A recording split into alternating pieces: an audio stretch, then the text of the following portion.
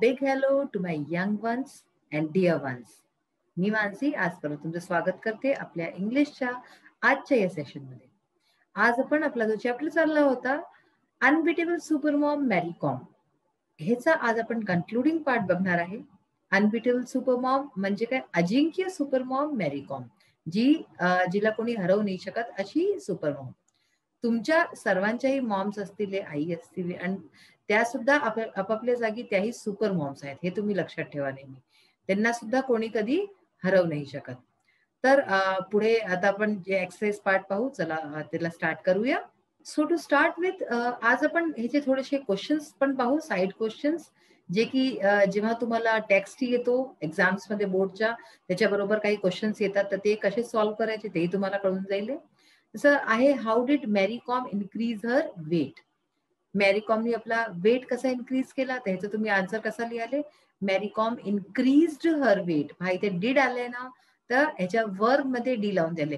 मॅरी Kom increased her weight by, आता पहा इथे आन्सर लिहिलंय I gained weight by eating, है ना. तर इथे लिहाले Mary Kom increased her weight by eating the right kind of healthy food rather than bad saturated fats. हे ह्याचा आन्सर होईल. त्याच्यानंतर हा क्वेश्चन आहे, what did OGQ do for Mary Kom. ओजीक्यूनी मॅरी कॉम करता काय केलं? तर ह्याचा आन्सर तुम्ही लिहू शकता की OGQ played an important part in my success. लिहिलं ना, तर लिहू शकता in Mary Kom's success. They helped her. जिथे जिथे मी लिहिलंय तिथे तिथे तुम्हाला मॅरी कॉमच्या बद्दल लिहायचंय. तर दे helped her out Wien ever शी नीडेड समथिंग. ठीक आहे. They took care of everything which helped her focus on her boxing and kept her stress free. कळलं?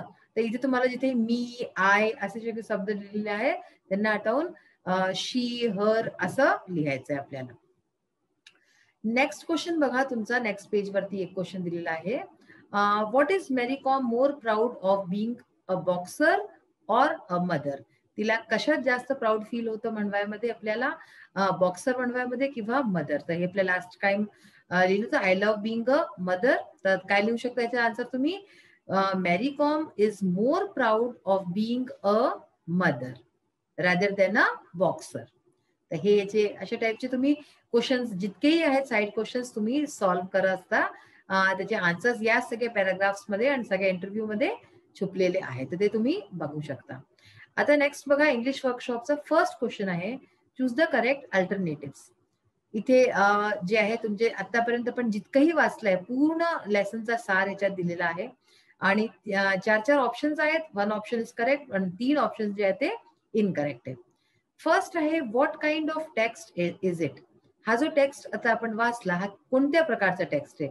इज इट अ स्टोरी, कहाणी आहे, स्पीच आहे, इंटरव्ह्यू आहे किंवा एसे, निबंध आहे? तर हा काय आहे? इंटरव्ह्यू आहे. दिस इज अन इंटरव्ह्यू, साक्षात्कार. तर हा इंटरव्ह्यू. ह्याच्यात काय आन्सर होईल? H 3, interview. Second question, which state does मॅरी कॉम बिलॉंग टू. मॅरी कॉम कोणत्या स्टेटची, कोणत्या राज्याची आहे? तिला राज्य सांगायचंय आपल्याला, महाराष्ट्र, तमिळनाडू, केरला किंवा मणिपूर. तर काय आहे याचं राज्य? सांगा बरं पटपट. Yes, very good, Manipur. Manipur is the correct answer. So ह्याचा आन्सर बी च होईल 4, Manipur. Who inspired Mary Kom and other youngsters in Manipur to choose boxing as a career? कोणी इन्स्पिरेशन दिली हिंदा मॅरी कॉमला आणि तिच्यासारखे अनेक जितके यंगस्टर्स होते मणिपूरचे, की बॉक्सिंग ऍज अ कॅरियर त्यांना चुनाय करता, असं कोणी प्रेरणा दिली? तर पहा, ही 4 नावं दिली: डिंको सिंग, चार्ल्स एटकिन्सन, मांगते टोनपा कोम किंवा ऍडम्स. तर ह्याच्यातनं काय आहे राईट आन्सर? येस, शाबास, डिंको सिंग. तर Dingko Singh inspired Mary Kom and the youngsters in Manipur to choose boxing as a career. So ह्याचा आन्सर काय आहे? डिंको सिंग. नेक्स्ट क्वेश्चन आहे, what did Mary Kom prefer being called. Mary कॉमला काय म्हणणं आवडतं? स्वतः करता म्हणावणं, super mom, super boxer, super women किंवा सुपर बिंग. ह्याचा आन्सर काय आहे? सुपर मॉम. तर डी चा आन्सर आहे फर्स्ट. अशा प्रकारे फर्स्ट केलेलं आहे. आता पहा, हे सगळे आपण सेकंड, थर्ड जितकेही आहे हे पण केलेले आहेत ऑलरेडी. नेक्स्ट बघा आता, ग्लान्स थ्रू द टेक्स्ट. आपण टेक्स्ट आपला वाचलेला आहे, त्याला वाचा and find the special qualities of Mary Kom. Mary Kom मध्ये आपल्याला खूप क्वालिटीज आहेत ज्या दिसल्या आता.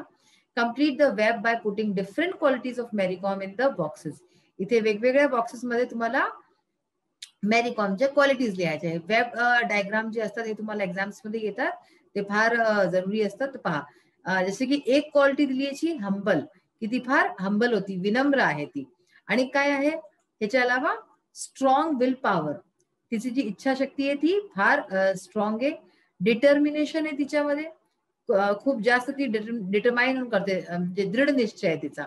अंडरस्टँडिंग आहे, केअरिंग आहे, प्राऊड मदर, सेन्सिटिव्ह, ह्याच्याशिवाय कॉन्फिडेंट आहे ती, खूप आत्मविश्वास भरलाय तिच्यात, लव्हिंग आहे आणि फ्रीडम लव्हिंग आहे.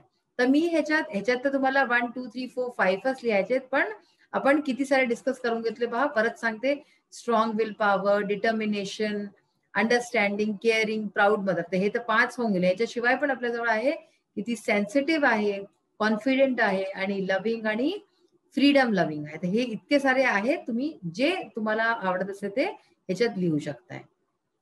नेक्स्ट क्वेश्चन बघा. आता ह्याच्यात ऑलमोस्ट सगळे होऊनच गेलेत. आता कोणता क्वेश्चन ह्याच्यातला बाकी नाहीये. ऐक, हा लास्ट क्वेश्चन आहे, 8th question. Fill in the flow chart after rearranging the facts below in their proper order as per the text. आपण टेक्स्ट वाचलाय त्या हिशोबाने हे इथे 1 2 3 4 5 सेंटेन्सेस दिलेले आहेत, पण हे वरती खालती येऊन गेलेले आहेत. तर ह्यांना काय प्रॉपर ऑर्डर मध्ये आपल्याला जमवायचं आहे. तर बघा, सगळ्यात पहिले काय येईल, Mary Kom made a first appearance at international level. Mary कॉमनी आपला पहिला जो अपीरियन्स दिला इंटरनॅशनल लेवलवरती दिला. मग आहे she sparred with male boxers in Pune. पुण्याला ती मेल बॉक्सर्स बरोबर तिने प्रॅक्टिस केली. Mary Kom won the Manipur states women's boxing championship. She won a bronze medal in 2012 Olympics. Mary Kom decided to take up boxing. तर पहिला सेंटेन्स तुम्हाला आता मिळाला, Mary Kom decided to take up boxing. तर हा येईल नंबर 1 वरती इथे. ठीक आहे. सेकंड काय सेंटेन्स येईल, जेव्हा तिने डिसाइड करून घेतलं की ती बॉक्सिंग करेल, त्याच्यानंतर Mary Kom won the Manipur states women's boxing championship. तिने मणिपूरचा जो एक बॉक्सिंग चॅम्पियनशिप होता स्टेटचा तो जिंकला. तर फर्स्ट ई आला, सेकंड सी. थर्ड मग काय झालं, she sparred with male boxers in Pune. तर बी हा जो आहे हा थर्ड झाला. 1 2 3 आपल्याला मिळाले. नेक्स्ट फोर्थ कोणतं झालं आता बघा, Mary Kom made a first appearance at international level. ह्याच्यानंतर तिने आपला पहिला अपीरियन्स दिला इंटरनॅशनल लेवलवरती, हे दिस इज फोर्थ. आणि लास्ट 5 नंबर होईल, she won a bronze medal in the 2012 Olympics. 2012 Olympics मध्ये ती कांस्य पदक जिंकली. अशा प्रकारे 1 2 3 4 5 तुम्हाला कळलं. परत सांगते, हे 1 आहे, ई इज 1, सी 2, बी 3 आणि ए 4 आणि डी इज 5. तर अशा प्रकारे आहे. तर आता आपण जे आहे आणि ह्याचे 1-2 वस्तू आहेत ज्या की सुटल्या. लँग्वेज स्टडीचा पार्ट आहे जो की आज आपण बघूया. सो इंग्लिश वर्कशॉपचा एक लास्ट क्वेश्चन उरलेला आहे आपला, क्वेश्चन नंबर 13. याच्यामध्ये पहा, हे म्हटलं गेलंय की बायका ज्या आहेत त्या पुरुषांपेक्षा जास्त बेहतर आहेत. तर आपल्याला काय ह्याच्या फॉर द टॉपिक आणि अगेन्स्ट द टॉपिक दोन्ही मध्ये लिहायचं आहे. पहा, काय आहे की ईश्वराने बाईची आणि पुरुषाची रचना त्यांनी केली आहे, आणि त्यांनी असं काहीच नाही केलंय देवाने की कोणी कमतर आहे किंवा कोणी जास्त आहे. हे सगळा भेदभाव कोणी केलाय, आपल्या सोसायटीने, समाजाने केलेला आहे. बाकी तर मुलगी असो मुलगा असो सगळे एकासारखे आहेत. तर ह्याला काय करायचं होतं आपल्याला, असं for and against the topic याच्या बाबतीत लिहायचंय, आणि बरोबरच एक जे आहे एक ह्याला हेडिंग पण द्यायची आहे टॉपिकला. तर आपण हेडिंग दिलेली आहे, 2 beautiful creations of God, man and women. म्हणजे की देवाच्या दोन ज्या सुंदर कृत्या, मॅन अँड वुमेन, माणूस आणि बाई. फॉर द टॉपिक, आता ह्याच्या पहा फॉर द टॉपिक मध्ये, it is still believed that men are suppose to be the bread winners and be able to support their wives and children. तर अजूनही असं बिलीव्ह केलं जातं, असं विश्वास केला जातो की जो माणूस आहे तो ब्रेड विनरचा काय अर्थ आहे की तो बाहेर जाऊन कमवेले आणि खायप्याचं सामान भरेले घरात आणि पैसे आणले. तर अजूनही असं मानलं जातं की माणूस तो बाहेर जाऊन काम करेले आणि त्याला जे आहे घरचं घर चालवायचं त्याचंच काम आहे, आणि त्याला आपल्या बायकोला आणि मुलांना बघायचंय, त्यांचं भरण पोषण करायचंय. But now a days many women do this work very easily. पण आता आजकालच्या टाइमला खूप बायका अशा आहेत ज्या हे काम आसानीने करतात आहेत. Women have proved that they can do anything if given a chance. तर बायकांनी हे सिद्ध केलेलं आहे की त्यांना जर चान्स मिळेल तर ते काही पण करू शकतात.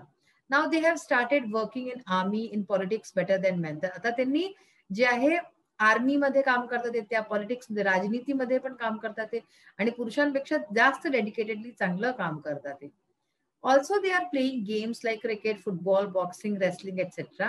In astronomy, medicine, teaching, everywhere they are in forefront. तर आजकाल तर ते हर ह्याच्यात जे आहे पुढे वाढून चढून करतात ते, चाहे ते गेम्स असो कोणत्याही प्रकारचे किंवा कोणची पण फील्ड असो, एस्ट्रॉनॉमी असो, म्हणजे की जे आपण भविष्य वगैरे जे सांगतात तसं ते सगळं असतं. मेडिसिन आहे, टीचिंग मध्ये तर आहेच बायका वर्षानुवर्षांपासून. It's important to remember that differences between men and women do not mean that one gender is less important than the other. तर हे समजणं बहुत जरुरी आहे की हे जे बायका आणि पुरुषांमध्ये हा जो भेदभाव केला जातो, याचा अर्थ हा नाहीये की एक तर हा भेदभाव केलाच नाही पाहिजे, आणि दुसरं की एक जेंडर कोणता दुसऱ्या जेंडरपेक्षा जे आहे तो जास्त आहे किंवा कमी आहे, असं हे चुकीचं आहे, हे असं गलत आहे. आता अगेन्स्ट द टॉपिक, ह्याच्या अगेन्स्ट मध्ये पहा, but there are certain fields where women can't work. पण अजूनही अशा काही फील्ड्स आहे जिथे की बायका काम नाही करू शकत, as they do not possess the physical strength to work in adverse conditions like. कारण की जे आहे त्यांची संरचना अशी नाहीये, फिजिकल ते इतके स्ट्रॉंग नाही आहे की खूप ऍडवर्स कंडिशन्स मध्ये, म्हणजे की विपरीत परिस्थितीमध्ये ते काम करू शकेल. जसं की लाईक प्रोटेक्टिंग आवर बॉर्डर्स. आपल्या बॉर्डरवरती मायनस मध्ये टेम्परेचर असतं, आणि तसं तर आता खूप जातात आहेत बायकाही, मुली पण आपल्या करतात ते देश सेवा. पण अजूनही असं म्हणतात की ते, पण अजून ती झिझक नाही उघडली. They are rarely found as coal miners. म्हणजे कोयलाचा जो कारखाना असतो तिथे त्या नाही दिसत. Women can not climb electricity poles. कधी तुम्ही पाहिलंय की इलेक्ट्रिसिटीचे जे खंबे असतात त्याच्यावरती कोणी बाई काम करते, तर ते अजून नाही करत आहे. And work on power transformers, म्हणजे पॉवरचे ट्रान्सफॉर्मर्स असतात तिथे सुद्धा आपल्याला माणसंच दिसतात. They can not fight in wars and battles. जे युद्ध असतात मोठे मोठे तिथेही बायका नाही जात. They are not found in off shore oil drilling platforms. तर अशा सगळ्या खूप जागा आहेत ज्या जिथे नाही जात. पण तरी ह्याचा अर्थ हा नाहीये की ज्या बायका आहेत त्या कमतर आहे, ह्याचा अर्थ कुठेही हा नाही राहत. बायका असे खूप कामं करतात जे की पुरुष नाही करू पाहत. सगळ्यांची आपली आपली समस्थिती आहे. आता पहा, हे लँग्वेज स्टडी मधनं आलंय. Pick out the noun forms of. Noun forms करायचे तर रिप्रेझेंट, रिप्रेझेंटेटिव्ह, चेंज तेच राहतं change, prepare, preparation, achieve, achievement, aware, awareness, succeed, success. तर हे सगळे आपले नाउन फॉर्म्स आहे फ्रॉम द वर्ब्स. वर्ब आहे, एडवर्ब आहे, ठीक आहे, याच्यात ऍडजेक्टिव्ह आहेत. Pick out the adjective forms of. आता ह्याच्यात ऍडजेक्टिव्ह फॉर्म पाहिजे आपल्याला. Favour, favourite, proportion, proportionate, finance, financial, nutrition, nutritional, female, feminine, addition, additional. So all these are adjective forms. Underline the subordinate clauses and state their kind. इथे आपल्याला काय करायचं, subordinate clause म्हणजे की जो अवलंबून आहे तो क्लॉज काढायचा आहे.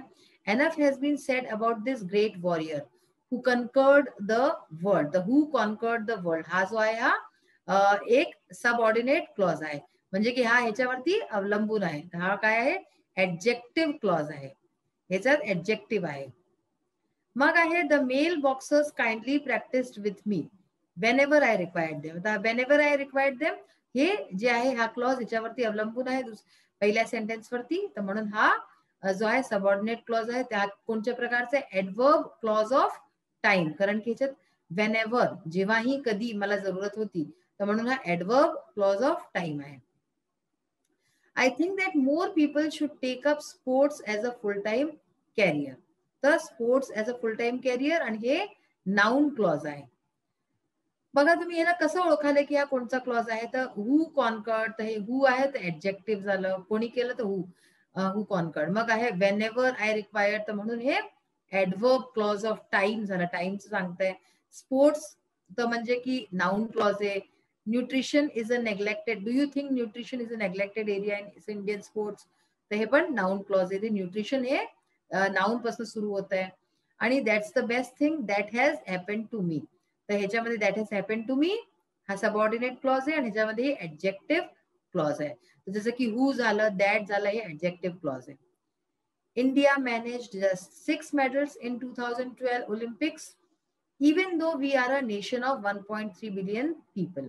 तर हे जे आहे ऍडवर्ब क्लॉज ऑफ कॉन्ट्रास्ट आहे, म्हणजे की ह्या दोन्ही सेंटेन्सेस मध्ये कॉन्ट्रास्ट आहे ना, विपरीत विपरीतार्थ काय आहेत किंवा कंडिशन म्हणतात. तर अशा प्रकारे आज आपण हा आपला चॅप्टर फिनिश केलेला आहे.